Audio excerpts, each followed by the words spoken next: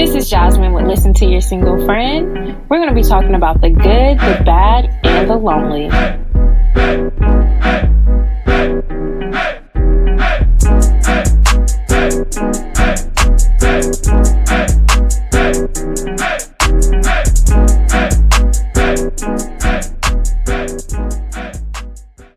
Hi guys, happy new year. We are back. Listen to your single friend, back in action.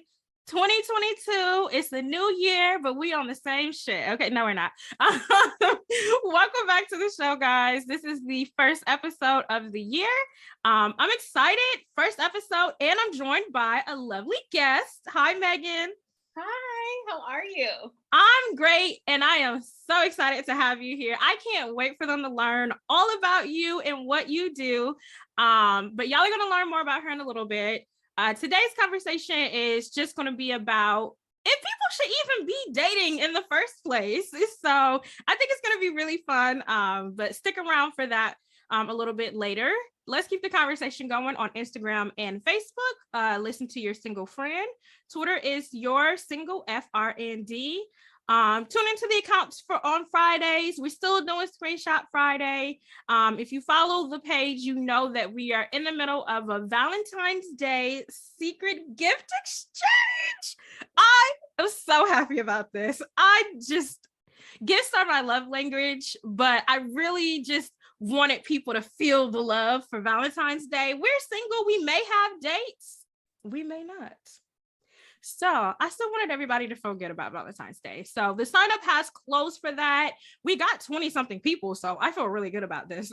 And the name drawing has began today. So I'm just super, super happy. People are like, well, I'm just going to send my Valentine's stuff today. But it's basically like a secret Santa version of Valentine's Day. So I just wanted everybody, like I said, to feel some love. I will be doing a movie night for the general population. Meagan, you better be there. It's either going to be the Friday or Sunday before Valentine's Day. I'll be there. Okay. So make sure you guys come and hang with me. I am going to announce more about that next week. Remember, I am uploading these episodes to YouTube, the audio version. So make sure to check me out over there. Listen to your single friend. A bunch of y'all bought merchandise, but only 3 people have sent me photos. So I know how many people bought merchandise because I can see it. So where are the photos? I need y'all to show me rocking y'all Listen to Your Single Friend merchandise. Send me pictures of you in your merch. If you have not bought merch yet for the podcast, you want a cozy crew neck, a t-shirt, or a bag, go ahead to listentoyoursinglefriend.com/shop, or just go to listentoyoursinglefriend.com and click it. Also, shout out to my patrons. Most of my patrons are signed up for the middle tier, which is $7. And that's where you get the bonus feed of the show. I do be acting up on the bonus feed. I can confirm. I think this is the most recent episode. It was for single girls when vibrators aren't enough. So yeah. It goes down on the bonus feed. So make sure you guys sign up. That's the close friends tier for $7. I got a handful of besties who are signed up for the $12 tier. Shout out to y'all, just getting that extra one-on-one time and attention so I can make sure your love life is super lit this year. I am so happy that I have people on the best friends tier who are just going that extra mile. And as always, if you want to, you can just be a homie. That's the $3 tier a month just to support the show. So go ahead to Patreon, patreon.com/listen to your single friend. All right, guys, let's throw it back really quickly to last episode's trivia. So I'm actually going to say the trivia. Meagan, I want you to guess the answer, okay? Okay. All right. Anywhere from 50 to 80% of people who use online dating lie about themselves on their profile, while 40% of men have admitting to lying about their jobs. Women tend to lie about their blank. Is it A, weight, B, height, C, age, or D, jobs? I'm gonna go with C, age. Why? Because I feel like, well, I mean, I'm gonna be honest with you, I've done it. Really? I have. I have. But I just feel like that's more common for women to lie about their age because, I feel like that's a thing that we're always self-conscious about is how old we are. Sensitive about. You're right. I mean, you're right on multiple levels. The answer is correct. So shout out to you. First guest of the year getting trivia right. Hey. I need to know what's the tea?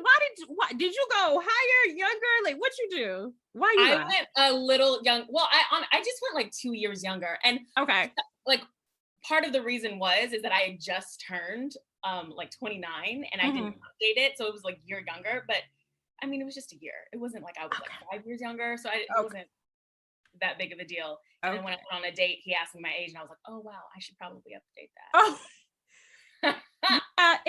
It was definitely the age thing is definitely a thing, and I can see, once I hit 30, I'm gonna be 27 for the next couple years. So I was like, oh, it's definitely age. We are sensitive about it, and a lot of that is society bullshit. People make us feel very bad once we hit once you pass 25, they make you feel very bad about that. So this is really about society. It's society's fault. I agree.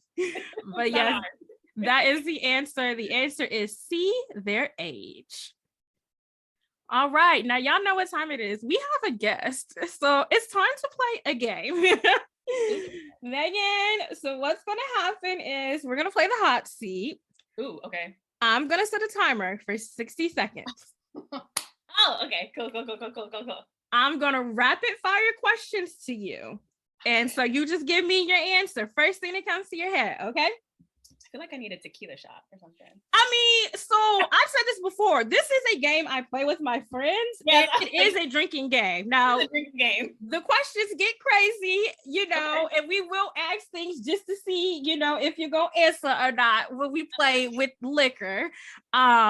But yeah, this is usually a drinking game. So the theory is if you don't want to answer, you pass. Now, I'm not going to be asking questions that hard, but feel free to grab your drink. It's okay. No, I'll do this sober. Yes. All righty. I'm about to start our timer, and then we are going to go at this, okay? All righty. 3, 2, 1. What was your last TV show binge? Ooh, Euphoria. Okay.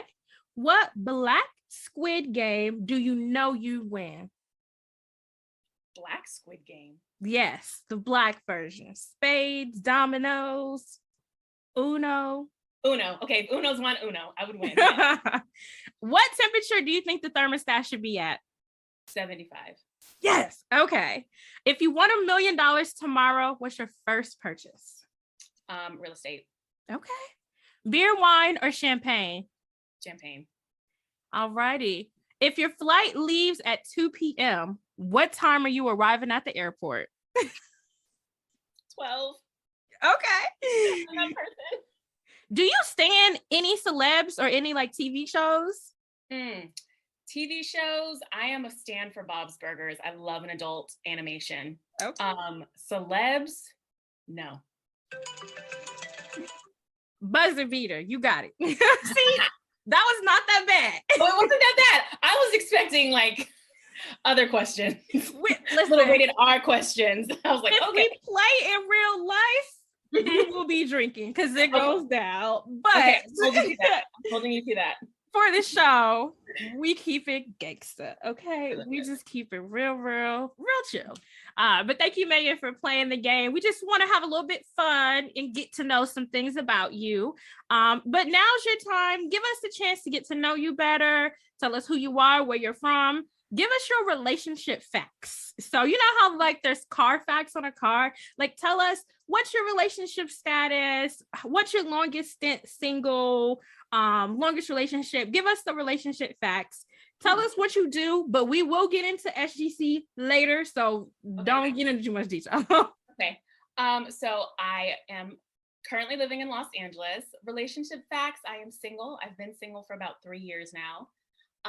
My longest situationship, I will say, has been 8 months. Okay. And let's see, other fun things about me. I mean, I'm from Arizona. I don't think that's fun though. I'm a military cat. I did travel a little bit. And currently right now I have a part-time job as just a virtual assistant, apart from Single Girl Club. Okay. Give us high level what it is. Don't give away all the goods. So not all high level. A little snippet. So Single Girl Club is a online media platform for single women, and we create educational and entertaining content that inspires and empowers single women to build a better relationship with themselves. Okay, elevator pitch. I need to have an elevator pitch. That was good. Thank you. I've been practicing. Yes. All right, we're going to go ahead and get into the main show. As y'all know, I am always going to start you off with some positive vibes. And we are starting off a new year. So we're on super positive vibes today, okay? So this week, the quote of the day is, imagine the best version of yourself and show up every day as her or him. I like that. That spoke to me because everybody has these goals and these vibes and this energy they want to give off in the new year. A lot of personal growth goals. This is something that I have personally thought, especially in dating. You know, quote of the day is it usually is more than just about dating, but especially in dating, when I find myself in conflict with a guy or anything going on, I'm like, who is the woman that I want to be? Do I want to be the girl that's cussing these dudes out and being crazy? Or do I want to be the woman that is, hey, I didn't really care for that. How can we work on this going forward? You know, old habits die hard, but I think this was perfect for starting off the new year and giving y'all some good vibes. So show up as that person that you want to be. And it's almost like some fake it till you make it type stuff. But as you continue to show up as that person, you become that person. So that is your quote of the day. All right, guys, now it's time for goals and goofies. This week for goals, not really goals, like I said, goals, goofies, and in between. I think we established that a few episodes ago. But actually, this might be goals. So I found this article on Huffington Post, and it says hardballing is the first dating trend we've heard lately that doesn't suck. So there's some new phrase. I'm getting old. I can't keep up. Ghosting is the most. Have you heard of breadcrumbing before, Meagan? I have not. No. Breadcrumbing is when they string you along with breadcrumbs. Oh, like the whole, yeah. Okay. So it's always something new in the atmosphere, but I thought this was pretty interesting, so I didn't want to bring this up. So the article starts, single people have been put through the ringer over the past few years. And I was like, okay, like, I like this. But they talked about ghosting and all that, and you know, how people disappear and just don't contact you again. There's this new thing called hardballing, this was defined by the director of relationship science at Hinge, which I think is a pretty interesting job. I mean, there is a science to relationships, I suppose, but I would love to talk to this director of relationship science at Hinge. But anyways, this is what they said. Hardballing is a new dating term that means someone is being clear about their expectations of a relationship, whether you want a serious long-term partnership or a casual fling. So basically what they're saying is that it's almost like they've described it as a backlash to all the non-committal dating patterns we've seen, like ghosting and breadcrumbing and that sort of thing. A lot of people are just hardballing and just being straight up, look, this is what I want. Do you want this or not? And I'm not gonna hold you, Meagan. I have been seeing this in the dating streets lately. Now, all of them are hardballing about the fact that they just want vagina, but at least they're being honest. Yeah. Right? It gives you... Oh, sorry. Go ahead. No, go ahead. I was just gonna say, I'm here for it personally. Well, yeah, I was gonna say, it gives you an opportunity to just make that decision right then and there. Am I gonna waste my time with this person, or am I just gonna, split, go different ways, and find what's best for me? So yeah. I love it because, and what caught me to this article is that it's like they said, it's like a direct reaction from all this ghosting and breadcrumbing and just non-commitment. People are just being direct now, you know. They said no nonsense, no surprises, transparent dating. And again, that's not to say that people are being, you know, more wanting to look for commitment and that sort of thing, but they are being more upfront about their intentions. And that has been one of my biggest issues with dating. It's just like, let me know up front so I don't waste my time. Yes, 100%. Because I've had so many time wasters cross my path, and you know what? I would prefer them, you know, to hardball me actually. So I feel like this name is so funny, right? It's funny. It is funny. Yeah. It's giving innuendo. Maybe my mind's just in the gutter. Mine is too, actually. Mine is too. And when I said it, I was like, oh. Ooh, they're hardballing. it's giving innuendo, you know, but whatever. But yeah, you know, I'm here for it.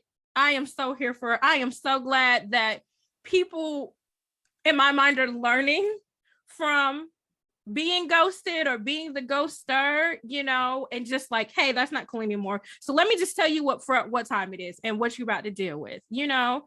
Now, I can see this getting a little like shaky, because what if you say you want one thing and then you want another, you know? So that's where that communication comes in. And I hope people aren't ghosting after the fact, but you might meet someone and be like, I don't see it for you, player, but you know, we could still hang out, you know. Or you could say, hey, I'm just looking for something casual right now at first, but then it's like, oh wait, that's bae, you know. So I could see people running into the same exact patterns, because a lot of the breadcrumbing and the ghosting all in theory comes just down to a lack of communication. People just not want to be honest about how they feel and what they feel. It's not necessarily we're on two different pages, you just want sex and I want commitment. It's usually some sort of conflict, and people can't just say, hey, I don't like that you call me every day. So they just stop answering, and that's whack. It's very, very whack. It is. So that is hardballing. That is the new dating trend. And I am going to give that goals. That is goals, that people are just being honest with folks. I appreciate that. Those of us who have been ghosted will 100% appreciate that. And like I said, I actually have been seeing this in the dating market. Is like, I've just been seeing it a lot more. Men just coming out of hell. I posted about it on Screenshot Friday a few times. This dude a few weeks ago didn't even want to have a conversation with the girl. He was just like, I'm gonna just let you know. It is what it is. It's a little asshole-ish depending on the way you go about it. But at the end of the day, I'm here for some communication. So that goes this week. Hardballing. Now it's time for Goofies. So this is a viral video. Meagan, you said you have not seen this video yet, right? No. So I'm gonna describe it. But most of y'all have seen some variation of it by now. Long story short, this woman, Black girl, on TikTok asks her followers to help her find a guy that she met on vacation. So I have seen this play out on Twitter. Hey, I took a picture with this random person. Can you help me find them? And they end up going out on a date or something crazy. The internet does what the internet does. It works out, you know? But in this scenario, that's not what happened. So she posts a TikTok. The video is she's getting a photo taken of her. And this man walks up to her and it's just like doing all the things, and they're you know, flirting and having a good time and all that stuff. And she's just like, basically that's what happened. She was interacting with this guy. He's flirting with her, she's flirting back, and her friend was recording it because her friend was originally like taking a picture of her. And the TikTok basically goes viral. People are trying to help her find this man. Shortly thereafter, his wife reaches out. No. So So they said it had 3 million views by now. She met him at the beach in Miami. Hell, that was problem number one, because Lord knows I'm in Miami Beach. So she said, I came to you today because I heard what you do for others. TikTok. I think he said he's from Detroit. Hashtag help me find him. Hashtag boost of hope. That's another thing. I'm from Michigan. If he's from Detroit, yeah. So then she posts a second video and basically does a voice over, basically explaining what happens. And she posts these screenshots and was like, oh, here's his number. Tell him Cherie, which is his wife, gave you the number. So the girl responds, she's like, sis, I'm so sorry. I had no clue something like this would happen. I wish the best for you and your kids. I will not be reaching out to him. Wife says, it's not your fault. He didn't care. So please believe I'm not about to. But thank you for posting this. Everything done in the dark will always come to light. Can you please not delete the video? I don't want him lying about this too. Oh, Lord. So I guess she posted, they got screenshots of her posting on her Facebook. She said, a nigga go on one fella's trip 5 months later than this. You for sure lost a great one. And she posted a photo of their wedding. Ooh. That's not the end. The man responds. He puts out several Derek Jackson style videos, basically saying that this is cap. The girl gassed this just for her own clout, just because she was trying to get clout. He said they had 1 7-minute conversation. That was it. Basically saying she was exaggerating. Everyone pointed out the obvious. First of all, we saw the video of you all up in her face. She was minding her own business. The other thing is he didn't have on his ring in Miami, but in this Derek Jackson ass video, he want to have his ring on. Why your ring ain't on in Miami? Oh my God, he is gaslighting his wife. So that is the gist of the story. I'm gonna let you take a stab at it first. So yeah, he's gaslighting his wife 100%. I mean, you got caught in a lie. Just admit to it at this point. Because I feel like you continuously lying just only digs your hole deeper. So, yeah, total goofy in my book. I'm upset for sister girl. I am too, yeah. Because that's sad. That's embarrassing on a national level. It is. I have seen this whole, Twitter helped me find this person, and it is risky. It runs the risk. Even if he wasn't married, what if he had a girlfriend? You know what I mean?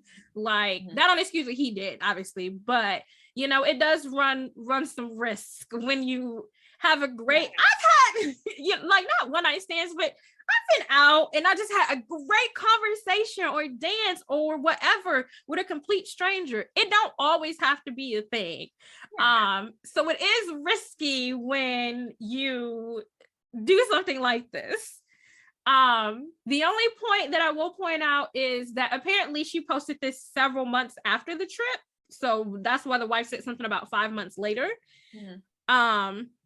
So I'm like, why is she post? I mean, maybe she was single and was just like, I wonder where this man is at. That was my only thing where I was like, girl, like this couple months later, because even if he wasn't single then, or if he was single then, he might not have been single 5 months later. But none of that changes the fact that this fuck nigga just decided, I'm gonna be in Miami and I'm gonna act real single and ain't nobody gonna be none the wiser. Guess what? You're caught. You're busted. So I hate that the good sis had to be astray in this casualty, because she definitely caught astray just being in the middle of this bull. But maybe this was meant to be for his wife to know what kind of man she's dealing with. I'm always the person I want to know. Don't have me out here looking crazy, okay? And she got receipts. You see the video. So I do, Meagan, everybody listening, if you have not seen the video, go ahead and watch it. Let me see if I can find her TikTok name. Her TikTok name is Mika Renee, Micarenee. So, I mean, but you can easily find it because it was all over the place. But go and watch the video, see how he's interacting with her. I mean, it's just enough content to be troublesome, you know? And at the end of the day, he's not wearing his ring. So it's like, it really doesn't matter how you cut it. Yeah. Like, you're still wrong. Why are you up in her face? And well, I think I missed a big piece. The reason why she did this is because he gave her his number. And I don't know if she dropped it in the ocean or whatever the case may be. That was why she said, help me find him, because he gave his number out. The OG dater in me tells me when a man gives you his number, it's not always hitting for what it's hitting for. Mm-hmm. But I do know men who are a little bit more passive and who will give the number just in case they get rejected. So I have had men straight up say, sometimes I'll give her my number because if she's not interested, I just won't hear from her. But if I hit her up, if she don't hit me back, then I'm sorry. So I can see both sides of that. But that was the big thing. He did give out the number. So at the end of the day, you can't get out of this. You can't. No. It's upsetting to me and my single homegirls. Very much so. So yeah, fuck this dude. I feel bad for his wife too. She definitely caught the stray of all strays because she ain't do nothing. You know what I mean? She's just at home with the kids. Apparently there are multiple children that they have together. She just at home with the kids, let him go on his little boy's trip. And he acting a fool. I do feel sorry for her. I'm sorry that she got humiliated like that. 2 women humiliated because of one fuck nigga. I hate to see it. The men are not doing well in the year of 2022. I hate to see it. But yeah, guys, that's Goofies. Oh gosh. This is you know, I make up scenarios sometimes. This is one of my made up scenarios that gives me anxiety, like talking to a man that is taken. Like, it's just, now obviously it wouldn't go this big. I would never do the whole help me find this man. But that is definitely, I mean, I have heard stories from my single gals about this. Like, that is definitely one thing that distresses me, because I'm always like, how did you not, like, these women have dated these men. I'm like, how did you not know? And they're like, the one recent story that I heard, he was engaged, but they lived separately before they were married. And so somehow she found out he had a separate, you know, he lived by himself. So she ain't think nothing of it. She was like, he was always available. Child, they be living double lives. Oh my God, that's so sad. Double lives. It's very, very ghetto. Very, very ghetto. Yes. That is just, it's just rough. It's just rough. And it's just, sometimes, like I said, I want to always be fair. Sometimes the signs be there, but sometimes you're just being deceived. You know what I mean? And hindsight is always 2020. You can always say, well, maybe if she had done, you know what I mean? Like, hindsight is always 2020, but this sucks for old girl and the wife, because strays for no reason.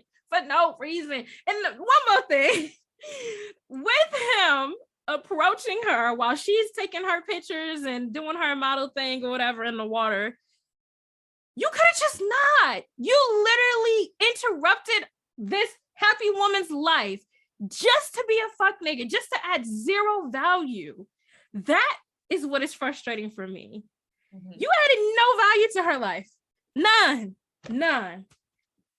I'm done. That's Goofies.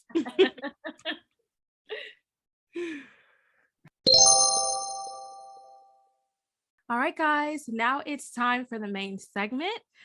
So this is the first episode of 2022, like I said, and I kind of alluded to this before. A lot of the girls got New Year's resolutions, and it's usually regarding life, health, work. Of course, your love life. I know I personally have 2022 as my year. This is the year I'm getting one of them bays that they seem to be giving out. So I have claimed it. I claim this every year, but I just feel it in my bones and in my spirit. This is my year. So I was kind of thinking about this topic, which is, should you even be dating? As you're considering your love life and what your goals are for this year, everybody thinks, well, yeah, I want love. I want love. I want companionship. I want this. I want that. But should you actually be dating? Megan and I lightly talked about this subject, but I want you guys to get to know exactly who she is and why I brought her on the show. As she mentioned before, she has a website or a platform, Single Girl Club. I'm going to let you give them all the details, but I want you to start off with your inspiration behind SGC. Oh, yes. So I started SGC after a heartbreak. Okay. Actually, it was, my heart got crushed. So I had to kind of figure out how to put the pieces back together.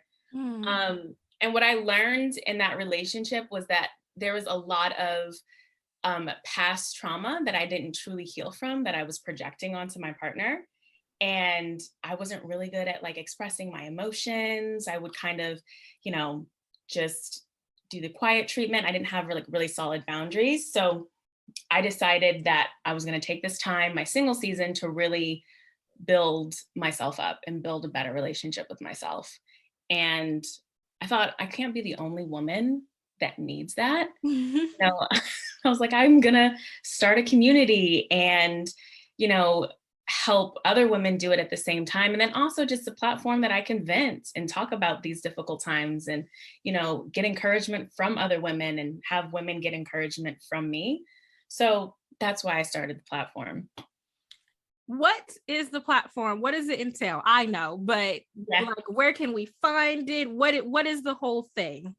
So it's an online media platform. So you can find it on singlegirlclub.com. And we have educational blog posts and articles that talk about how to better manage your finances, how to effectively communicate, how to take care of yourself and, perform self-love acts by just, doing mental wellness and mental well-being and all of that stuff. I love it because it takes it outside of just being single. All I talk about is being single, but with SGC, I love how some of your topics are like, okay, but girl, you got to get your life together. Like you got to get your budget together. And I'm just like, yes, get me together. Get it together. Yes. Learn how to set your boundaries. Learn how to recognize when you're being manipulated and when someone's gaslighting you. So then when you do start dating, no one can manipulate and gaslight you because you'll be able to recognize it. I love it. I love it. And I am also one of the writers for SGC. Yes, you are. You wrote a phenomenal article. Single is not a bad word. Yes. So I just love her platform. And I was just like, girl, you need to come on the show. Like, we need to talk because this is our thing. This is our club. This is our club. So let's go ahead and hit this main topic. So again, the topic is, should you even be dating? Have you ever had a point in your life, Megan, where you're like, I can't right now. I can't with the men's. Can't. Yes. These past 3 years, I have been on that trajectory. Like, I cannot deal with guys. No. I mean, I've kind of dabbled here and there, but I haven't taken anything seriously. And I just, it took me a while. And I think the main thing that I really needed to work on was being able to defend my boundaries, because the last relationship I was in, my boundaries, they were all over the place. I didn't defend them, and one thing led to another. So that was what I really had to work on during the season, and I've worked on it. I've been able to really, establish some strong boundaries for myself. I've been able to, tell people at work, hey, you're going too far, or been able to communicate with my family. So now I feel like I'm in a healthier place. I'm like, okay, I can actually entertain dating now. What do you think has attributed to that? Is it taking the time? Are you seeking like additional resources, therapy? Or is it SGC that's been therapeutic for you? What has helped you get to that point? SGC has been very therapeutic for me, but reading has been incredible. You didn't even bring this up. Yes. the book list, because I was saying that I wanted to do a book club, and then you did your book club, and I'm like, I'm just gonna hop onto your book club because I don't feel like organizing. Yes, join the book club. We are reading right now. It's called Set Boundaries, Find Peace by Nija Glover Tawwab. I hope I pronounced her name correctly. And when I tell you that book sometimes has me triggered, it has me triggered, but I'm learning, you know, different tactics people have used against me and will use to try and get their way and try to manipulate. No, not gonna happen. Was that something you read over the 3 years, or this is something you're just now reading? This is what I'm just now reading. I've read other books, How to Do the Work. I can't think of the author's name right now. It's like Dr. Nicole LaPera, I believe. That one was a really good one. And I have so many other ones, but for some reason I can't think of them. She's gonna have them on her website. Yes, I was gonna say, I'll provide a list for y'all. She's gonna give us the list, okay? Yeah. Now, so I know you said that SGC came from a post-heartbreak. You decided that you shouldn't be dating, but was there a moment like in those 3 years where you were legit like, was there like a wake-up call like, okay, I cannot be like entertaining a relationship right now? Or was it something that just naturally happened post-breakup? There was a moment. I was flirting with someone, I guess you could say.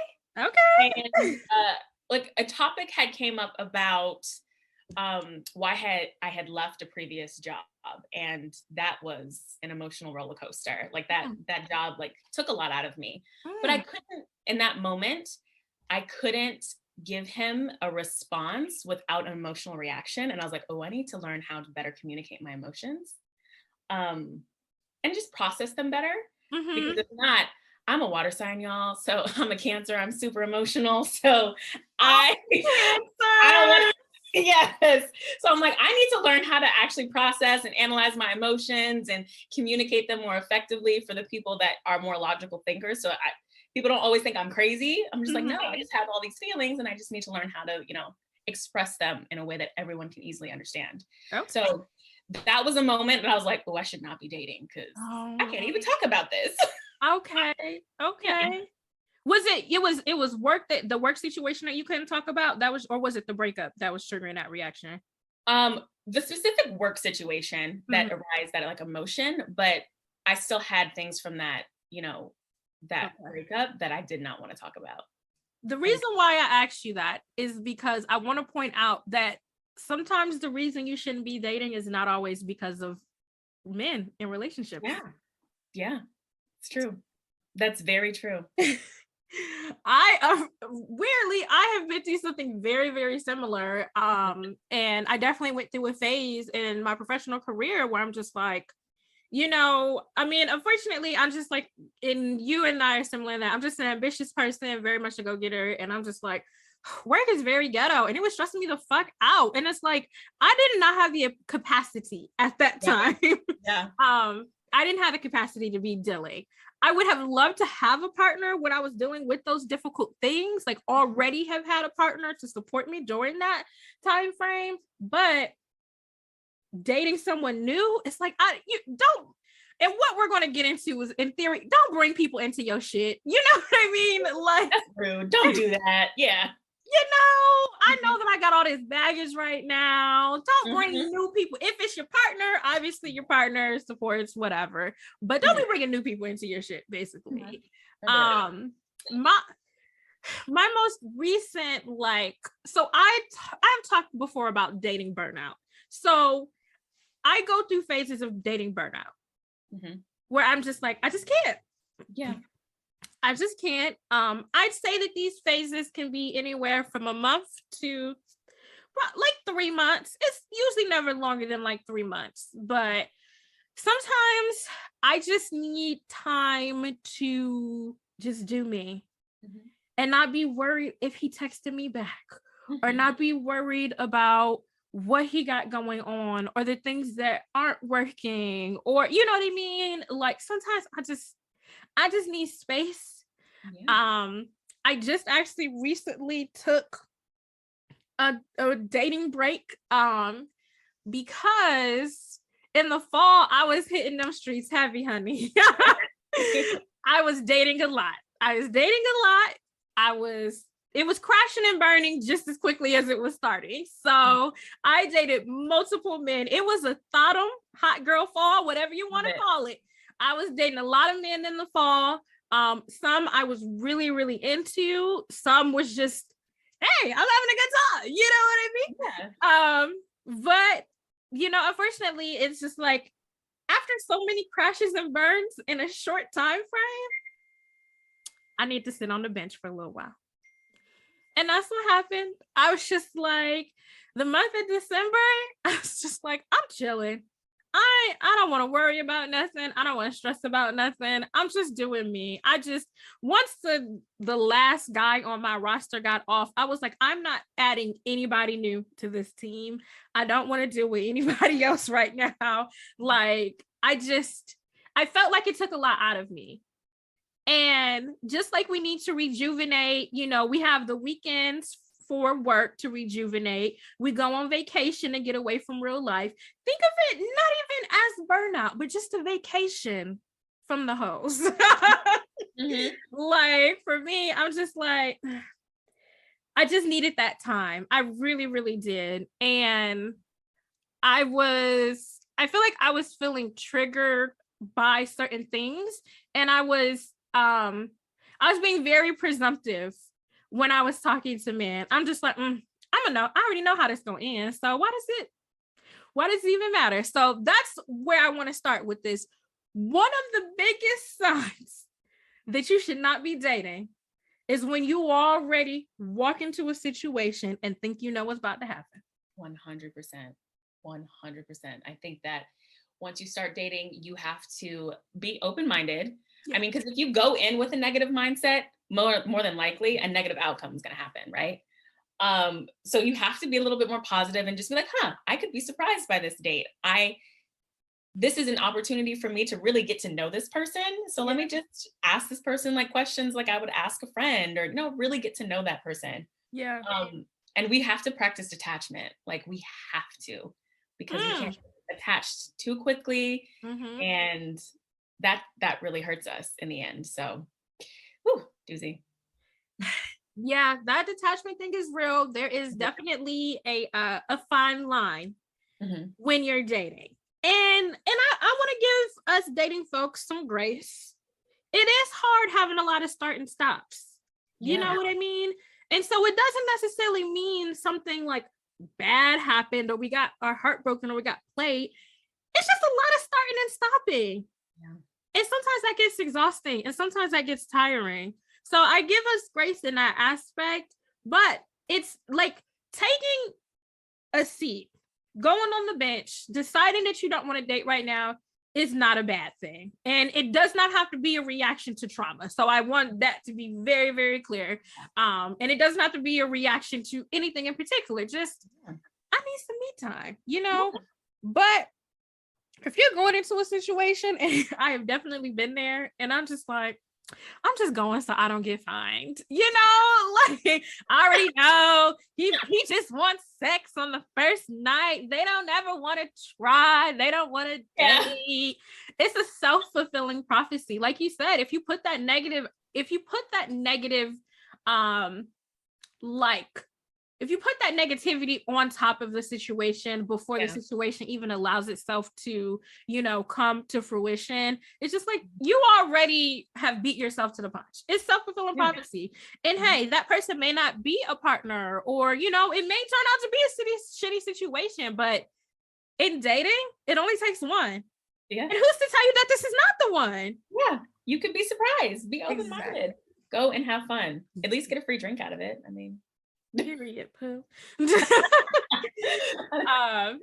But yeah, I think that's one of the biggest signs is that you are walking into this situation and you think you already know what time it is. And let me add a little bit of flavor to that, because if you walk into these situations and you're always right about the fact that this isn't going to go anywhere, we got to start looking at who we walking into these situations with. Yes. 100%. There needs to be a better vetting process before you go on these dates and waste your time then. So yeah. If you already know that, y'all been on the phone, he been making little innuendos. You walking into this date like, oh, he's just gonna want sex. Yes, he is, because that's all he's been talking to you about on the phone all week. Yeah, exactly. Practice discernment, got to. The signs are always there. So that was my number one. Did you have anything that jumped out to you when we kind of talked about this idea of reasons why you should not be dating right now? Yes. So definitely one of my reasons why you should not be dating is if you have not healed from a past relationship or any kind of, that was one of my biggest reasons. Because I feel like when that happens, you're always projecting, past things onto the other person. And then I don't think that's fair, Yeah. On the new person that you're dating. So I think that's one of my main reasons, is really close that chapter before you start a new one. Yeah. Or be actively working, because my Achilles heel, I hate this whole idea that single people have to be fully healed in order to have a person. Yeah. Well, I don't think anyone's really fully healed, right? I agree. I think healing is like a continuous process. But there should be a certain point that that past situation no longer bothers you anymore. Yeah. Okay, that happened. That was a lesson that I learned. How can I use that lesson and, apply it to my future relationships? But yeah, healing is a constant process. No one can I don't think you can be fully healed and just expect that. So.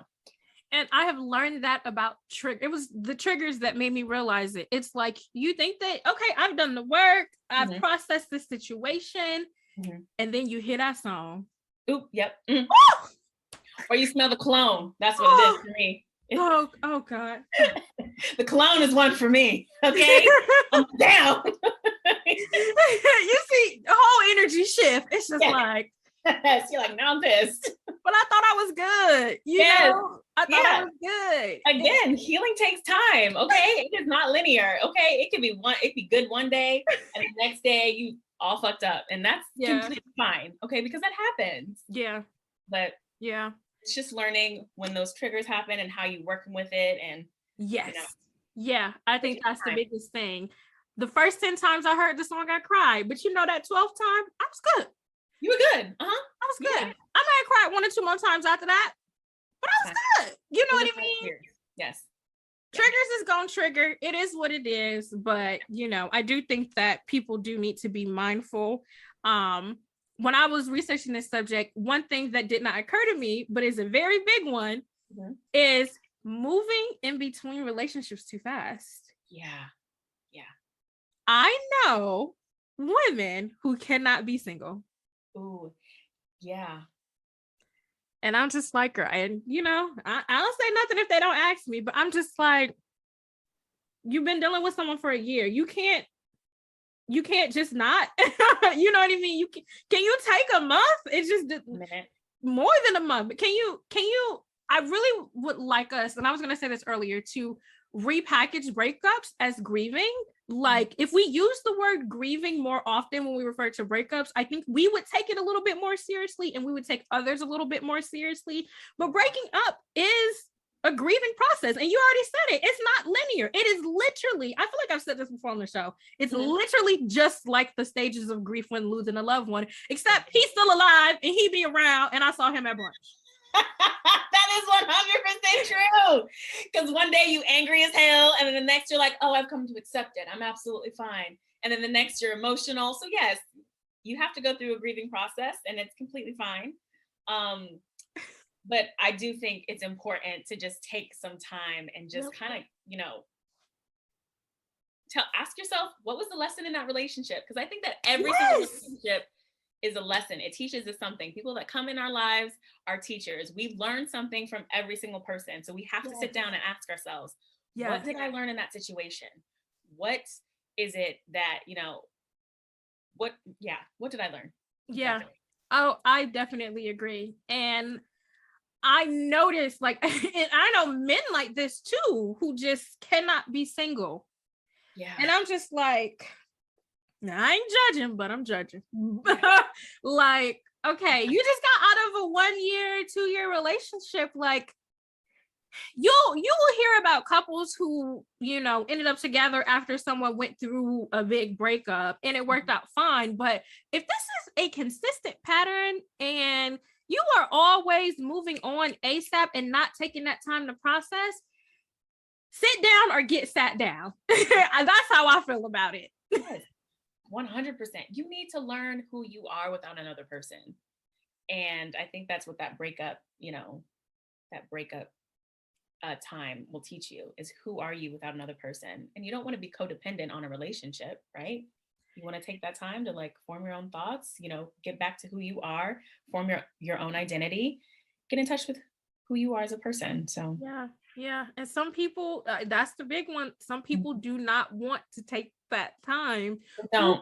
Who are you? I mean, I'm sure you get this pushback with your platform, because I definitely get it, but I don't want to be single. So it's just like, I don't even want, won't even put themselves in the mind frame of just like being a single, happy, positive person. They won't even put themselves in that mind frame. And I'm just like, single is not a bad word. It's not a bad word. Oh goodness, it's not. Society has like embedded in us that being single is awful. And I'm just like, it's not though. It's actually lit. I mean, I get to do so many fun things. I can travel at a moment's notice. I spend my money how I want to spend my money. There's so many great attributes of being single. So I agree. You know, take the time, get to know you. It's the most beautiful time in the world. So another thing that I had read about was people who don't treat the people they're dating very well. And it kind of reminded me of what we were just talking about, you know, going into new situations and how we're interacting with people, or assuming that we know how this is going to, you know, pan out. So the more I thought about it, I was like, oh yeah, that's definitely a thing. You know what I mean? Because if you think Mr. So-and-so only wants sex, you might be a little bit short with him, or you might just be like, you know, he might be doing the things and you're just kind of like, whatever, you're not serious. You know what I mean? Like trying to downplay the situation, or, you know, just not being present and being your full self and being emotionally available to that person. Because you've just been hitting the pavement too much. And you just have not had that time to process and think like, why am I not being present with this person? Why am I treating every man I interact with like they ain't shit? You know what I mean?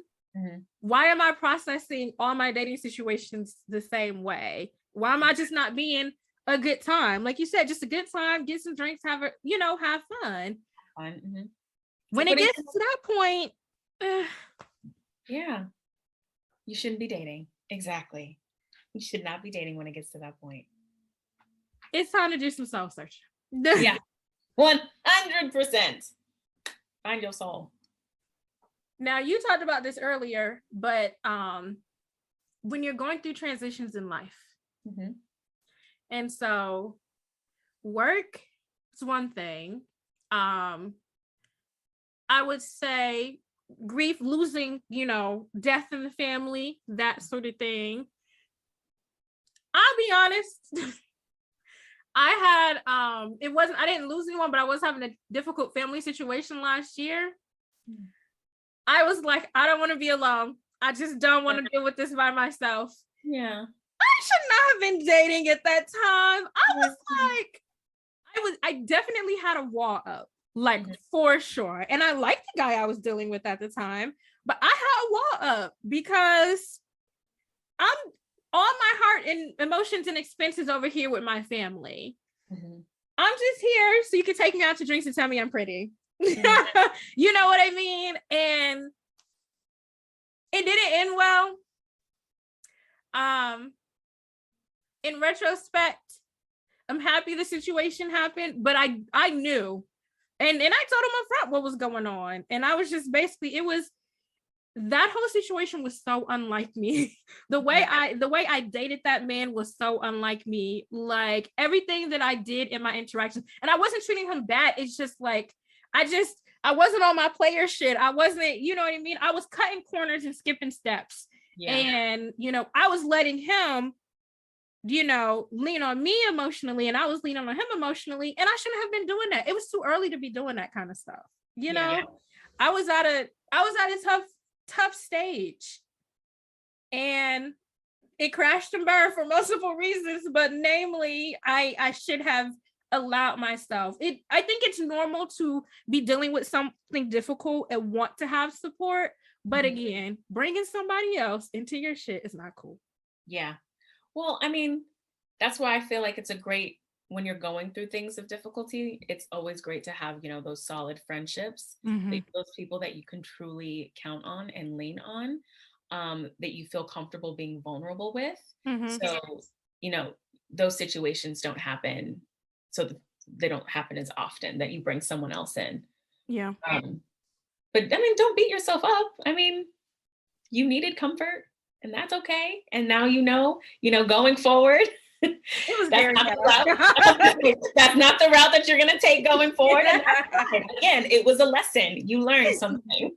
It was very ghetto, but yes, I definitely had my learning lesson, and I'm just like, you know what? I shouldn't have even been dating at this time anyway. But I'm definitely vulnerable or transparent about the fact that, like I said, sometimes you just want somebody around. But I think that I could have drawn a stricter line about what things were. If I just wanted someone, to date and hook up with or whatever, like I should have drawn a stricter line. But it was like I was finding myself trying to be a partner, but not having the capacity to be a partner. And so it's like, I just didn't, I told him that up front, but this shit just happens. I told him up front, I was like, I got a lot, I was like, I got a lot going on. I just don't have the capacity to do the emotional labor of I said that. So like I said, this is very unlike me. I was going through a time, so it was very unlike me. And I told him from the beginning, I don't have the emotional capacity to deal with your emotions. You know what I mean? But I still found myself trying to make fetch happen, and fetch did not happen. But we off that. So you live and you learn. Right. We've kind of alluded to this one. When you feel angry about dating. Angry. Now, I got some listeners. I ain't gonna call them out, but I do have some that messaged me. And I'm gonna be honest, I have thought about not doing Screenshot Friday anymore. Ooh. Because Screenshot Friday is supposed to be shits and giggles. You know what I mean? Okay. Like, yeah. Your enjoyment from it. The audacity. Look at what this crazy man said. But sometimes, I will throw in a positive one every blue moon just to shake the girls up. Keep us on our toes. Exactly. And sometimes it's just kind of like, okay, who you think was right in this situation? Or, you know what I mean? Like sometimes it's conversational, but I have had people reach out. This has happened multiple times and say, this is the reason why I don't want to date. And that is heartbreaking for me because that is the antithesis of what I stand for. And so I'm just like, if you're at the point where seeing these little giggle posts make you not want to date at all, block me, unfollow my page, stop listening to the show. Well, no, don't stop listening to the show because I'll be talking about stuff on the show. But you know what I mean? On the page, it's a giggle fest, silly shenanigans. So are those people saying they don't want to, date because of the situations that people are having in Screenshot Fridays? Or are they saying because you're posting these situations, these situations that are happening in these screenshots is like, this is why I'm not trying to date right now. Because they don't want to be in that situation. Get it. And that's not every situation. And I'm like, not every situation. It's just Fridays. It's just silliness. It's just blow off steam for the week, but it makes me think, should I not be posting this anymore? Because I don't want people like not dating but that's the thing. The tagline of this show is the good, the bad, and the lonely. I'm going to talk about the bad. Like, I'm going to talk about it, and seeing the bad should not make you feel like I don't want to date at all. And if it's drawing those type of emotions, you angry, you're just like, nope, this is why. And I'm just like, it was just supposed to be funny. I mean, you can't control everyone's feelings. Yeah. And, you know, if someone sees that and they're triggered, I mean, sorry about it. But if anything, if any of those situations and Screenshot Fridays would have happened to me, I probably would have immediately just blocked the person. Like, you know what? I'm not going to respond to that because it seems like this person wants an emotional reaction from me and I'm not going to give them that satisfaction. So I'm just block you. Yeah. You know? Yep. You're right. But I'm just like, that's just an example that I have seen personally on my platform is like, yo, this should not. And multiple people have hit me up. Not enough for it to be anything, but enough for me to notice, you know, like this is exactly why I know. And I'm just like, no, it's just supposed to be fun. You, me, and the rest of the world know that dating is not easy, and there's gonna be good times and there's gonna be bad times and there's gonna be lonely times. Yes. And the thing for Screenshot Friday is like it's a time for us to like joke about the bad. You know what I mean? We've all gotten those. So you trying to come over and chill? You know what I mean? And yes, it's annoying, but it's just a time for it to giggle about it. But if you're feeling some sort of like anger or passive aggression when it comes to just the subject matter of dating, we might need to take a bench. We might, you need to take a minute. Yeah. We might go meditate. Go meditate. We might need to take some time, but you know, I'm almost tempted to tell those specific people you need to go get out in the streets. But that's the thing, it goes back to what we just said, that self-fulfilling prophecy. Because you meet two guys and they say what happened in Screenshot Friday, you're like, see, I told you this is why I don't want to date. And that's the thing, you can't do that. You can't do that. No.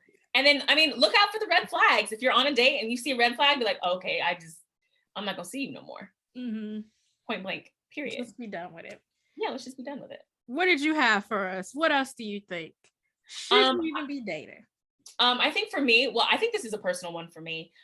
If I'm not able to be, if I don't feel safe being vulnerable around a person, that's a huge one for me.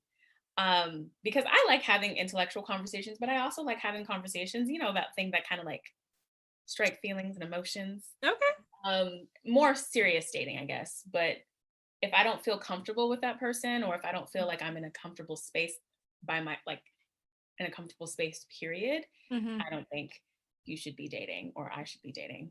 Yeah, that's fair. That's fair. And I've been using the word safe lately. Yes. And it's not just physical safety. It's not just being comfortable getting drunk around you or whatever. Emotional safety. Oh, girl. I need all the emotional safety. Like I said, I'm a Cancer. I need all the emotional safety.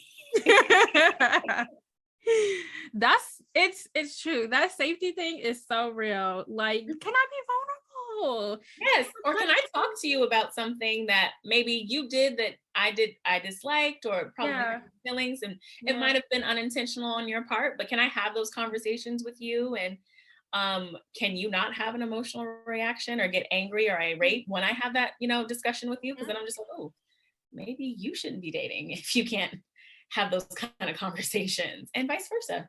If I don't feel comfortable having those conversations, I shouldn't be dating either. Yeah, it's a comfort level. Yeah.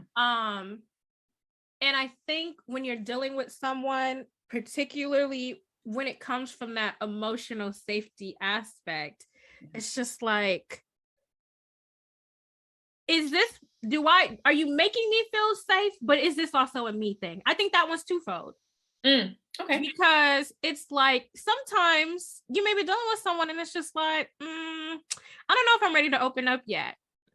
And I mean, you could take some time to be ready to open up to someone, but also you have to, like, how much time is necessary too? Yeah. I mean, I guess, you know, it to each their own, right? Yeah. But for me, I want everyone that I come in contact with to always feel safe, to be themselves.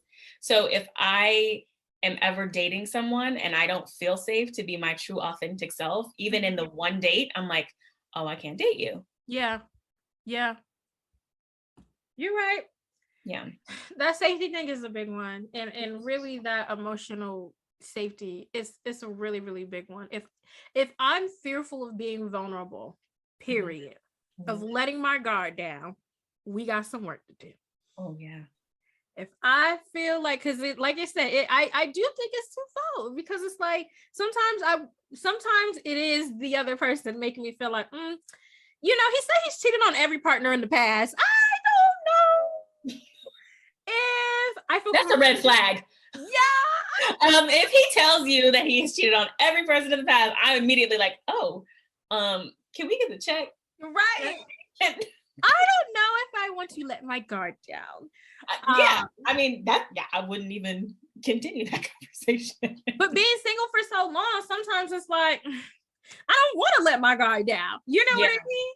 Mm-hmm. It's not always though. Sometimes it's just, I don't want to. And that's when it's just like, you really, really need to do some soul searching, because it's like, if this is something that you want, if you want to date, if you want to have an interpersonal relationship, you're going to have to be vulnerable at some point. And that's something that, like, I can't wait for when I get in a relationship. And there's this episode, because everybody always asks me, what's going to happen when you get in a relationship? Nothing much. It's just a couple episodes that I'm going to do. Mm-hmm. One in particular is like, what are some of the like growing pains of being in a relationship after being single for so long? And I know that that's going to be one of them. Like, I gotta be vulnerable. Yeah. You gotta be vulnerable. You got to. There's so much strength in vulnerability. Dr. Brene Brown talks about that all the time. There's so much strength in it. I agree with that. It is hard, because it's like, let me speak for myself. I don't want to be judged, and I don't want to be taken advantage of. You know what I mean? And so you talked about detachment earlier. Some people get in too early. You know what I mean? And you start spilling your whole story way too early. And that just makes you ripe for being, judged or taken advantage of, or someone using your story against you. So I'm careful not to tell men stuff like, oh yeah, I've been cheated on in the past. Like, I'm very careful about telling them stuff, because I don't want you to know what I done dealt with. I just want you to know you better not treat me like that. Yeah, 100%. Another one that I was reading about, dating only to make your ex jealous. Oh, don't do that. Yeah. Don't do that. Because of what that says is that you're not completely over that person. And that says that you're still in that anger phase of the grieving process. Definitely see people doing it for the gram. And that goes back to people who move on very quickly after the prior relationship. Like, if you're only, because you're using someone, that's the gist of this, is that you're using an innocent party because you're trying to show your ex, hey, I can do better than you, or you wasn't all of that anyway. Like, look how quickly I've moved on. If you're just dating just to piss off somebody that you love, I have seen people do this with situationships. They have been in long-term situationships, and they want that person to recognize somebody wants me. Even though it's not the situationship don't want to make it official, but somebody wants me. And they'll go on a bunch of dates, and they'll be all up in the streets.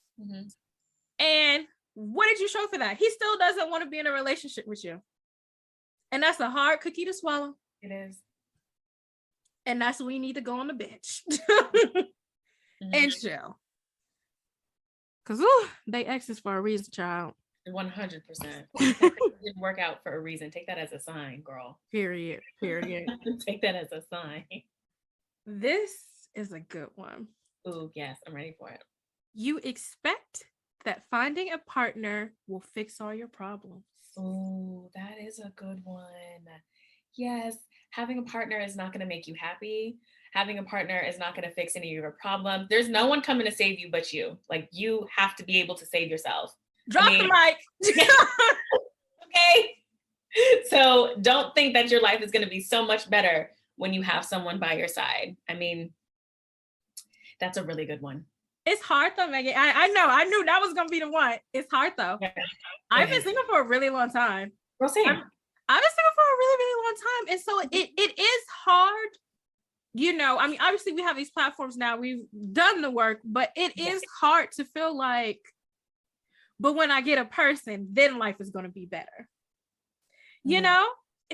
finding that balance of I am happy and single and I am fulfilled. Yes, I would like a partner.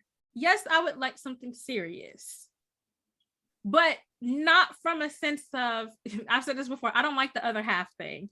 And I know that people are being cutesy when they say it. No, I don't like it. It's not cute at all. I don't like it. I just don't. So, because I mean, like, kind of like, if something weren't to work out with that other half person, that person's gone, so now you're only a half. Like, yes. You have to live your whole life only being a half of a person. Like, no one should have that much power. No one should have that much power over my life. No man should have all that power. Exactly. Okay. No. I mean, to go back on your point, it is hard. Sometimes it is difficult. I understand that completely. And there are times when you're just like, oh, I am lonely. Yeah. I would like companionship. Yep. And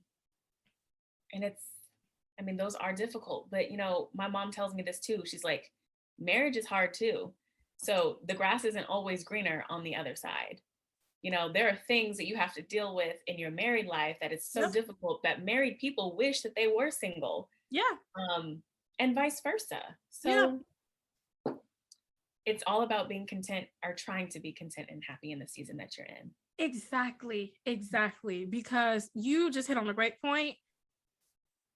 Marriage is hard. Y'all should actually be talking to married people. I talk to married people. A habit. I surround myself. I'm in Facebook groups with married women. They all be complain about the same exact thing, but basically they got to do a lot of the housework, and the man always wants sex all the time. That's really all that they be complaining about. It be the same. 100%. I was actually talking to my friend about this the other day, and that whole traditional kind of marriage is just not it for me. It's just not. I need someone that's self-sufficient. I mean, I like to cook, don't get me wrong, but I'm not gonna be cooking for you every day. And working. And working, exactly. I have a business that I want to run. I have things that I want to do. It's just not gonna happen. Okay. Yeah. It's just not. So I just think that traditional sense of, marriage is kind of it's changing with, the new generations. We're kind of creating our own idea of what marriage looks like going forward. But it's hard, and I need people not to idolize, and it's and I went through that stage where I'm just like, if I just get a person, then this is going to unlock this great life for me. If you are insecure as a single person, you are going to be insecure as a married person. Oh yes, period. So true. Yes, period. Your partner can say everything they want about how beautiful they think you are, how great you are, whatever. That's not going to make you less insecure. It might put a little band-aid on it. Well, this person thinks that way, but then now you're going into codependent territory. Like you said, okay, you know what? I didn't feel pretty all my life, but my partner said that I'm pretty, so I'm pretty. Oh, snap. We just broke up. Am I pretty? Yeah, at that point, you don't know who you are, and you don't know how to value and see the worth in yourself. And that's what's so important, is that you need to value and find the worth in yourself. I mean, because you can't put all that pressure on someone else to do that for you. Exactly. And Michelle Obama actually talked about this in her book that I never finished, but I love her. Happy birthday. Neither did I didn't finish it either. I read a couple chapters. I was like, ooh, girl, it's long. I know. I feel like a bad fan. It was a really long book. I even have the little writing portion, the extra book. Somebody bought that for me too, because they know Michelle is literally the background on my phone. That's my girl. Didn't finish the book, but I was in a book club about the book, so I do know that she said this. She just talked about, when Barack was doing his thing and, all up in politics, she wasn't happy. And she was like, I realized I need to stop looking at him to make me happy. This is a married woman.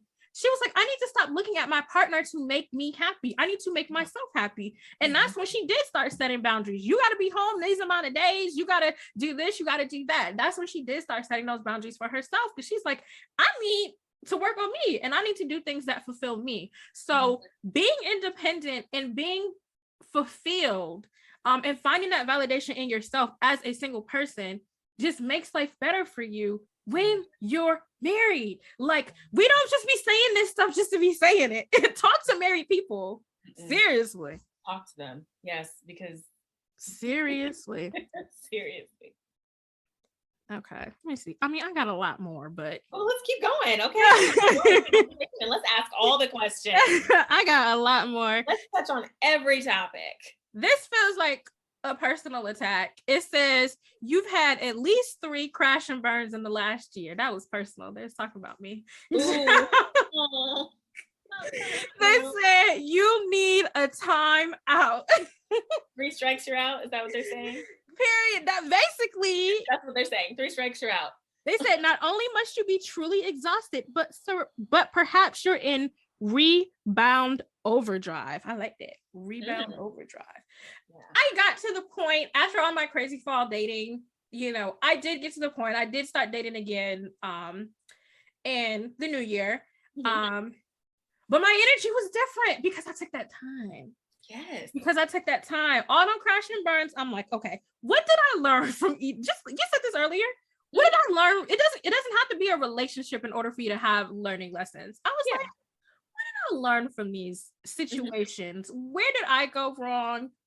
What could I have been more clear about? Because you do have to do that self-reflection. It's not always about the guy. Yeah, be self-aware. You got to be self-aware. Got to. But I definitely like December Jazmine and January Jazmine, different people, because I was just like, when I was finally, logging back on, it's the pandemic, so logging back on the apps or whatever, I'm just like, life is great. I'm on a date. Everything's beautiful. Like, I can't wait to, exchange energy with a great person. It doesn't even have to be, my husband. I just can't wait to get on a date with a nice gentleman and just have some good conversation, drinks, and a good time. I was back, but I just needed that time to and I poured myself out, I worked on the show, I worked on my other business, like I poured myself into my friendships. Like it wasn't as like downtrodden, and it doesn't have to be, the downtime doesn't have to be downtrodden. Like it does not have to be like sad, watching Waiting to Exhale, drinking wine, eating ice cream. It don't have to be that. Yeah. It doesn't have to be that. It doesn't have to. No, because you can use that single time or that down time to pour into your friendships like you did. And that's what I do a lot of the time. I like going out with my girlfriends. Yeah. I like going for lunch. I like doing little spa days. I like doing all of those things. So, I mean, it just really depends on how you want to spend your time, and what is going to help you recuperate so that you can get back on, in the dating scene. But I think this is a nice time to touch on the fact that if you're going to take a break from dating, be doing something. Yes, be active. Because what my mom used to say this, what an idle mind is the devil's playground. So my mom, growing up, she would not let me and my brother like just sit around and not do anything. We always had to be actively doing something. So I think it's such a good time, like your single season or anytime that you're not dating or anything, is to work on a project that you've been wanting to work on. Find a way to monetize it if you want to, make some extra coins, So I think this is the perfect time to do that because you don't have all those distractions. Yes. No? A distraction. I 100% agree with that. Because it's just like, one thing that frustrates me with some of my listeners is they're just like, I'm not dating, I'm just waiting for the one that God has for me. And I'm just like, I was actually listening. I was actually just listening to your previous podcast, the Don't or Shoot Your Shot, and you were talking about that. And you were talking about like online dating and stuff. I don't like online dating, and the reason I don't like online dating is because I'm not very responsive. I am not a good texter. All of my friends tell you this. All of my friends, and it's just you could text me and I won't respond until maybe 4 or 5 hours later because I just don't want to. I'm so much better in person. So I do like meeting people in person, like at networking events. And it has been very hard during COVID. Yes.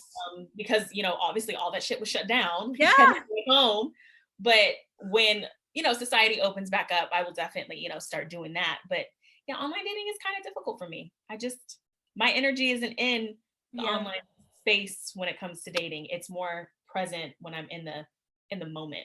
Yeah, I am the same way. I definitely get scolded about my app behavior because even though I'm in good vibes, see, I hit the apps hard when like I'm about to hit the apps hard right now. Actually, Okay. like I'm about to hit them hard right now because I'm in good spirits about dating and I'm feeling very optimistic and I'm trying to keep that energy going, you know? But when I'm just like chilling, I might not respond for a week. I am bad. I am so bad. And then like I've had men address me about it on the apps. Like, hey, we had this good conversation. You disappeared for a week. And I'm just like, I use the excuse that it's just an app, but they're like, are you like this via text too? Like, I am. now that I'm actually not. Like, I feel like I'm a little too detached with the online dating because in my mind, it's just an app, you know what I mean? But then it happened to me. Great conversation with this guy. Great. Nothing for a week. And I'm like, fuck this dude. Like, so I learned my lesson. But yeah, no, I'm definitely the same way. Cause I'm just like it's hard. And then I don't like getting notifications on my phone. So I don't do the notification thing. I'm like, oh, I haven't checked this app in 2.5 weeks. They probably think I'm a bitch. exactly. Like, honestly, I don't check it all the time. And I'm just better communicating in person. I'm old school. I'm so old school. It's ridiculous. But what I will do though, when I'm in this Super Saiyan mode, like what I will do is like I don't spend a lot of time on the app. Like let's have a good conversation, a few subjects. Let's get off that. Let's get in person. Like I will be like I have gone through phases where I'm like, oh, let's get to know each other. Let's draw this out. But as I've been dating, I realized drawing it out it's just drawing out nothing really. Yeah. What happens, like it happened to me. I talked to this guy for 5 weeks and we met in person and it wasn't hitting. And so when I'm online dating, I'm like, let's have one good conversation on the app. I do a phone screen because I just want to make sure, you know, phone screen, FaceTime within a week. I got a week time frame normally. As long as I'm responsive, ideally we will have met within the 7 days. Okay. That's a good ideally. Yeah, that's a good little strategy. But you know, but it gets tiresome, and that's why we're talking about this because it's so tiresome. Online dating is another thing that now that's when I can give weight to the whole screenshot Friday thing. When you start online dating too much and it's too many, like hell, this just happened to me actually. I made a post about this on my personal page a couple weeks ago. I was very frustrated a few weeks ago because I was trying to get back out there, but I just felt like, why are y'all so gross? Like everybody just wants to, you know, there was a specific screenshot Friday that actually coincided with my life too. So what happened on that screenshot Friday also had just happened to me, but basically a guy trying to move too fast, you know what I mean? And just not being, just not being a gentleman. And I was like, if this happens 10 times in a row, that causes me to retreat. And that causes me to be like, you know what? I need to take a break. I need to go on the bench. Because I'm getting frustrated because I know that all men aren't like this. Yeah. But this is all that I'm seeing in the streets. And it's getting on my nerves. 100%. Because that would honestly, that would make me want to just retreat for quite a long time myself. Yeah. Yeah. Nobody wants to deal with that. No one wants to deal with it. And no one should have to deal with it. Like, the streets is ghetto, but that's the biggest thing. If your general mindset is just not positive when it comes to dating and it comes to singleness and it just comes to who you are as a person, because there's layers to this. Sometimes it's the men, sometimes it's having to date in general that frustrates people, sometimes it's us. Yeah, it's levels to this. There are. But let's talk about, now that we've kind of gone into, okay, like these are reasons why you probably shouldn't be dating, what are like some telltale signs I'm ready for the streets? Yes. I want to say I think one of the ways that you can identify that you're ready to start dating is if you have a life outside of just dating. Like you have healthy interpersonal relationships with your friends, or you have projects that you're working on. You have something, that you're doing for yourself so that you don't, when you start dating, you don't make that person your entire reality and your identity. Yes. I think that is a great indicator that, oh, you're ready to start dating now. Yeah. You're not making it all about them. It's not all about dating. In relationships is not the focal point of your life. Yeah, it's not. I mean, and that's when enmeshment starts, right? It's like when you form your identity to someone else's identity, and it's trauma bonding, girl. We don't want to do that. Codependency. Codependency. We don't want none of that. No. None of that. When you feel balanced and you're ready, I like that. When you're ready to start dating. I like that word you use, when you feel balanced. Balance, yes. I've been getting a lot of that lately. People have been saying that a lot, and I was like, okay, I'm gonna just repeat it. I like that. When you feeling balanced, like yes, because it shouldn't be like, and I am, and at that point where I was ready to hit the ground running again. Yeah. Everything else in life was chill, and I'm just like, all right, we can make some room for this. We can start doing this again. Yeah. One thing for me that I know that you're ready to hit the streets again is when you're not feeling pressure. If dating feels heavy to you, men just feel like, oh, when you're not feeling that pressure, like I said, when I was ready, I was just like, all right, let's go. When you feel like you've shed that layer, when you've unpacked that baggage, and you're not feeling like I have to find my husband tomorrow, or I'm gonna be an old maid. You know what I mean? When you're not feeling that pressure, you're ready. You were so ready. Yeah. Don't rush things. Don't rush anything. Go on them dates. One thing for me, I am. It is so funny because I have this platform and I can see my progression in this, but going on dates, and I've said this before, but I actually apply this. Like, going on a date, he doesn't have to be your husband. It's okay to just let a date be a date. And that's another thing I get on my listeners about, is like the whole I'm waiting for my husband. And I'm just like, husbands don't have it rubber stamped on their forehead. You have to go on dates. And that's you practicing detachment. That's exactly what that is. That is you practicing detachment. I think for so long, obviously women, we date and we're just like, oh, and I have to meet my husband tomorrow, or this person could be the one. You're just like, oh, well, actually take a step back. Listen to what this person's saying. Do you actually like this person? How is this person with other people? Before you start fantasizing about what could be, get to know the person, who they are right now. That's it. That's it. I'm not trying to make fetch happen. Like, I really love that saying. I'm not trying to fetch happen. I was like, it's giving me mean. I love the mean girl realness. I'm here for it. Listen, I put mean girls in everyday conversation like it's nothing. I love it. I am here for it. For me, it's just like, I am going, if we go out and I have good food, good drink, good conversation, that's enough. That's enough for me. I would love for you to be the one. You got to do a couple things before I start thinking about that. Yeah, I would love it. Yeah. I would love it. This is just, we went on one date and the rest was history. I would love that. But that's not, it's not a thing. It's just not a thing for me. It's just not. I just go out and I'm just like, we had a good time. And I make sure to tell the guy that, hey, I had a good time.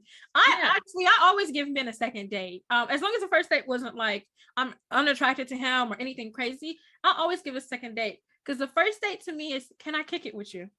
Yeah, I mean, like you want to date your friend, right? Yeah. I want to know, like, can you keep up with the banter? I can be sarcastic sometimes. Are you sarcastic? I got a little dark humor. Can you keep up with that? What's your favorite drink? Like, I want to know, like, would you be a good friend? Because you want a basic relationship with someone you potentially want to spend the rest of your life with on friendship, right? Exactly. I want to ask you something though. How many dates do you go on with one person before you consider whether or not this is someone that you want to continue seeing? Define that as in like exclusive relationship? Not exclusive relationship, just someone that you would just date casually to potential get to exclusive relationship. So like if you were dating someone, you said you give guys like 2 dates. After the second date, or maybe for me, it's like 3 dates. After the third date, I'm just like, I don't know if I really like this person. I don't think I'm even going to casually date them anymore. How many dates is it for you to determine whether you're even interested in casually dating someone to potentially, go further? So I will give it 3. So this is and I'm not telling people to do this, but this is how I go about dating. Date number 1 is, can I kick it with you? Can we have conversation? None of that sexy stuff. Date number 2 is what I fuck. I love that. Period. So date number 1, I make sure, and I've said this before on first dates, I don't like have cleavage or anything like that, because like I want to know, like, can we have intellectual conversation? Can you just talk to me like a person and not a piece of meat, And then the second date, I'm going to grab a hand. I'm going to put my hand on a knee. I want to see, because that's another level of compatibility that I want. I want us to have that emotional compatibility, which is what I'm testing for on the first date. See if we have a connection. And then the second date, do we have that chemistry? Do we have that, is it hitting? Is it giving what it's supposed to have gave? Yeah.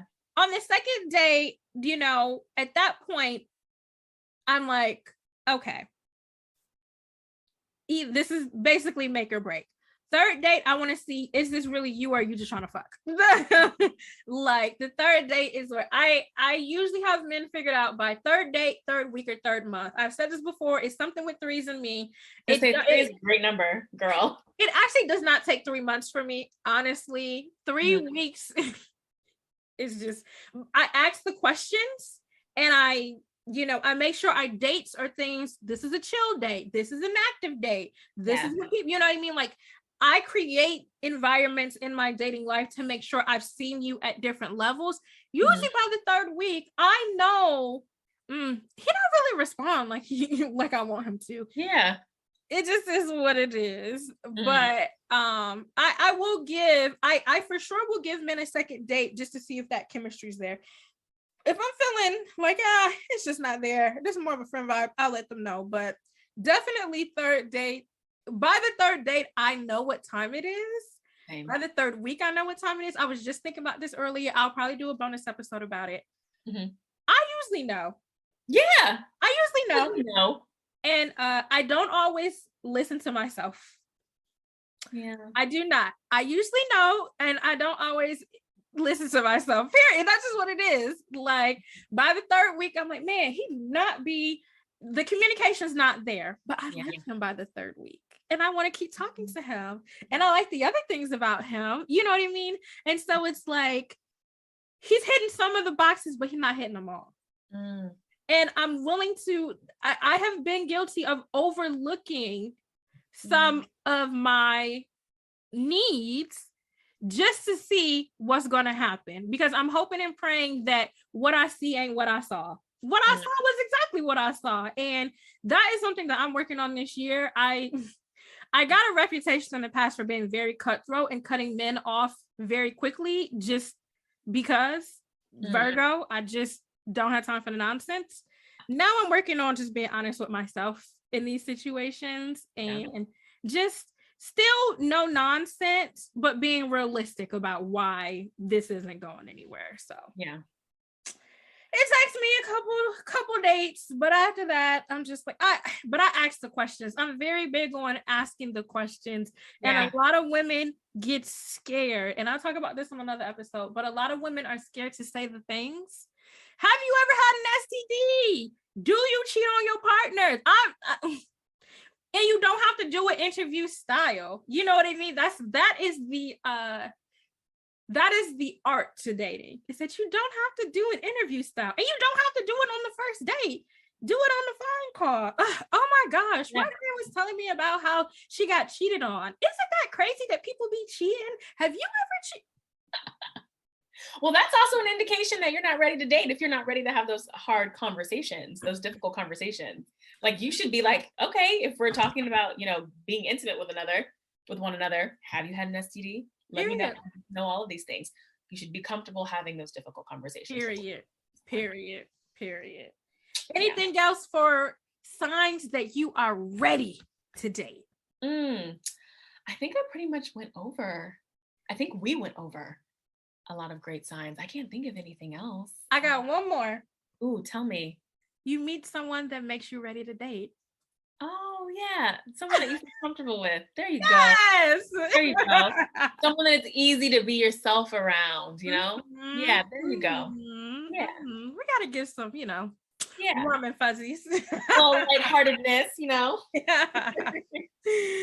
Well, this was a really good discussion. I did not realize how much time had passed. I love it. That means it was good. This is some great content. Okay. It was. Mm-hmm. We are going to go ahead and wrap the main segment here. All right, guys, now it's time for the dating tip of the week. We have a guest host. So Megan, I'm going to let you do the honors. So the dating tip I would give is be comfortable having those difficult conversations. Don't be afraid to set a boundary. And if a boundary is being crossed, get comfortable and start talking about when that boundary is being crossed. I like that. Okay, good. All right, guys, now it's time for Down in the DMs. So we have a listener letter. If you guys have questions about anything dating related, or you want to tell us a story, or you want to get advice on something specific you're dealing with, go ahead and shoot an email with Down in the DMs in the subject. Email address is listentoyoursinglefriend@gmail.com. Let's come up with this is a woman. Give me a girl's name, Megan. Sasha. Okay. It says, Dear Jazmine, what's your opinion on dating someone that may or may not have an OnlyFans account? I've been seeing this guy I met off Tinder, and he's got a really dope personality. And we even met and have been going on some dates. On one of our dates, he tells me that he has something to tell me so I can decide whether or not to continue on with him. This man tells me he has an OnlyFans account. He says he only does solo videos, so no other girl has been in anything he has done. Is this a deal breaker, or should I consider his honesty and talk about possible options if I want to continue seeing him? Side note, I will say the equipment is worth the OnlyFans. Okay, all right. OMG. I don't think I read the full thing the first time. I am kidding. Sasha Fierce, girl. Sasha Fierce, girl. Here is my thing. This is just personal. I don't know if I could really, I am very, not to say possessive, but what's mine is mine. I don't like to share. So if the equipment is worth an OnlyFans, it should just be for only me. That's just how I feel. I don't want no one else seeing it, because then what happens is that, you open all these doors and all those women are going to flirt with him openly, especially like what happens if you see him in public? Will these women see him in public? Mm-hmm. They're going to flirt with him in public, and I would just, excuse me. Yeah. So, it's just, I think she has to make that decision for herself, but it's a no for me. She said, Randy, it's a no for me, dog. Yeah, it's a no for me. What do you think? So my thing is, you asked if this is a deal breaker. Is this a deal breaker for you? Me and Megan cannot answer what your limits are. Yeah. Personally, so this is my only question. Can you see his face? Oh, that's a great, okay, yes. In the OnlyFans, because if you can't see his face, and there's like top, isn't there like a chart? I feel like I've seen there's top performers. Like if he making some good money and he's spending it on me, and he going under a pseudo pen name or whatever, and don't nobody know, and it is just solo videos. You know what? I can keep your little secret. Long term, because then my next thing is this income sustaining his lifestyle, or is this just passive income? Well, it's not passive, but is this You know what I mean? Like, is this sustaining his lifestyle? Because if this is your only source of income, and it may be, you know, all that you need, I don't know if I could deal with that long term. If this is just something you're doing on the side, we all got our little hustles. Can't nobody see your face. Like I said, that's something I can keep a secret. I ain't gonna tell nobody. I'm taking that shit to the grave. You got a year to retirement, or like once we, you know, if we've been dating for a year, you need to shut this shit down and go find another hobby. You know what I mean? Because then another thing I'd be worried about is, okay, you're doing good on OnlyFans. Am I gonna be, if we do get serious, am I expected to join in this? I'm a Virgo. I'm a Virgo. I'm very skeptical of people in general. Are you recording our sessions? You know, I mean, I'm just putting it out there. I'm a very skeptical person, so it's just like, I don't even know if I would trust hanky panky at your spot anyway. Huh? No, you're not. You know, because if you're gonna be making some money off of me, I want to cut. Like, so we can't really decide for you what's a deal breaker. But I do like that he was honest, and we talked about this at the top of the show. Like, he was honest. What was it called? Hardballing. He hardballing for real, hunty. Hardballing for real. I mean, he was honest. That is good. Okay, that's an attribute, a lovely attribute. But it is. It is. I'm always gonna give some layers. I got questions, but long term, just for me, I don't see it. I don't see it long term. I would definitely entertain it, but long term for something serious, I just couldn't. Like I said, and like again, if this is some low-key stuff, don't nobody know about this. Your name's not attached to it. This not gonna draw back to me. I could keep it a secret for a while, but it cannot go on for a long time, and it can't be your source of income. Like, there's too many layers for it to be ideal for me in that situation. And stop showing off your dick. Like, what are you doing? Yeah, I could. No, it's no. Sorry. No. It's 9. Sasha Fierce. Have fun. Again, we just talked about this. Everybody ain't got to be your husband. This ain't your husband. Mr. OnlyFans, Mr. Magic City, Magic Mike, whatever. He might not be your husband. Have a good time. But long term, you really, really want to consider if you want to enter a relationship with, in theory, he's a sex worker. You know what I mean? So you really want to consider that. And everybody's not comfortable with dating sex workers. Yeah. So I would love to bring a woman sex worker on the show and talk about how dating is for her. So if y'all have anybody in mind, I would love to bring a woman sex worker on the show. But that's my thoughts. We can't decide that for you, Sasha Fierce, but you know, good luck. Send me his OnlyFans name. Stop. Now you being messy. Stop. I mean, low key, I kind of want it too, but I mean, we just gotta investigate. We need the full. We have to have those other questions. We need the follow-up questions answered. So I think it is safe. This is for research purposes. Period, boo. All right, guys, now it's time for trivia. So Megan, you cannot answer this. The answer to this trivia question is going to be on next week's episode. Plenty of Fish examined 1.2 million of their dating profiles and discovered that people who use the word blank in their profile are more successful at finding a committed relationship. Is it A, love, B, thoughtful, C, partner, or D, sweet?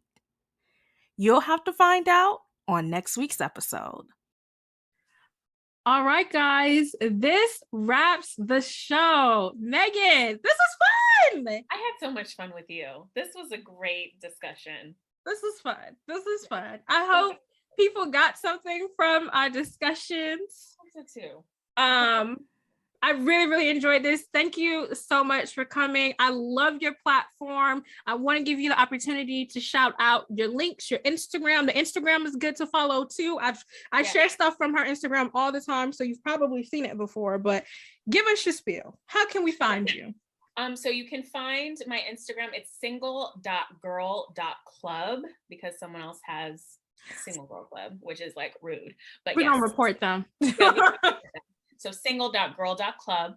And then my website is singlegirlclub.com. So definitely check us out, read some of the material we have. It's educational, it's inspirational. And then we also have a free self-love ebook when you subscribe.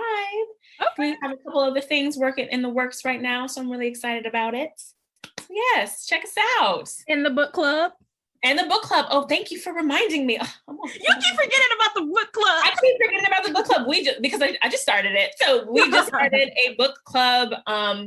And how it works is that we read a new book every other month. And currently right now we are reading Set Boundaries, Find Peace by Nidra Glover Tawwab. Okay. And it's phenomenal. Our first discussion will be February 23rd. So definitely check that out. You can subscribe to the book club and you'll get the whole spiel on the books that we've chosen for the year. Nice. Yeah. Well, thank you again for coming on the show, guys. 2022 is up from here. Like, I'm so excited. First episode of the year. Make sure you check out the Patreon. Make sure you grab your merch. You want to be in the loop because we just going to the next level. Last year I won Best New Podcast. What we doing this year? I mean, come on now. So make sure y'all check out the Valentine's Day details too, because last year we did the live show for Valentine's Day. So this year, not going to do a live show like I did last year, but I do want to spend time with the folks. So make sure you guys look out for information for Valentine's Day. It's either going to be that Sunday or that Friday the 11th or that Sunday the 13th, where we're just going to do a movie night and kick it and drink and do the whole thing. So I'm super, super excited about that. But yeah, make sure you share the show, subscribe, give me some reviews. I haven't gotten reviews in a long time. I don't know why y'all don't be wanting to review me, man. Y'all be sending me these real nice messages, but write it on Apple Podcasts, please. And thank you. Thank you guys so much for tuning in, and I will catch y'all next time. Bye. Bye.